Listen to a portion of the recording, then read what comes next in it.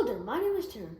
This is Dante. And we're going to be doing the magic milk experiment, and we are also going to be explaining the chemistry behind it.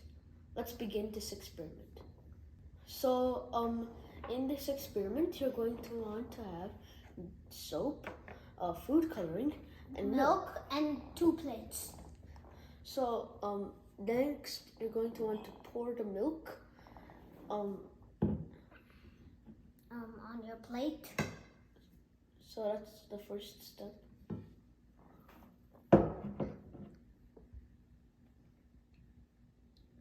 That's good. So once you've done that, you're going to want to add some food coloring onto your plate. And it doesn't matter about the color, it can just be any food coloring.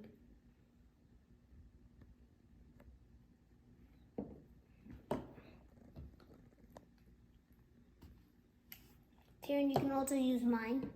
You can use some. You can use mine too. Okay. Wait, I'm not. You can use. You forgot this. I don't know. Yeah. Yeah, that's good enough. So once you've added all of the food coloring, you're going to want to take your dish soap and you're going to want to mix it with your cotton swab. So let's get that done. Once you've got that, you're going to want to gently just dip it into the middle of your plate. And if you look at it, all of these colors are going towards the side.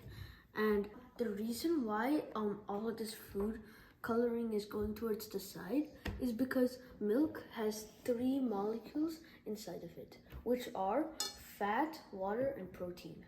So I'm going to use this board as a reference. So if you see on this picture, water only has 1 positive and 1 negative charge. Fat has no negative charges, while protein has multiple negative and positive charges. So if you look, a soap molecule has a head and a tail. On the head, there's a negative charge, but on the tail, there's no charge. So since the head has a negative charge, when it attaches to the positive charge of the water, it attaches. Since there's no charge in the fat, the other side of the soap molecule, which has nothing, attaches to the fat, which has nothing. And after that, the protein, since it has multiple positive and negative charges, the soap molecules will start attaching to the positive charges in the protein. So here, whenever I dip it inside, these molecules inside the milk, they start running towards each other to mix, therefore making it all spread apart and trying to attach with each other. So that's what happens inside the milk. Now, the reason why we added this food coloring is so that it could be more visible. If we did not add the food coloring, it would be very difficult for us to see the changes. But since the food coloring is more visible, we're able to see the changes more easily and more comfortable.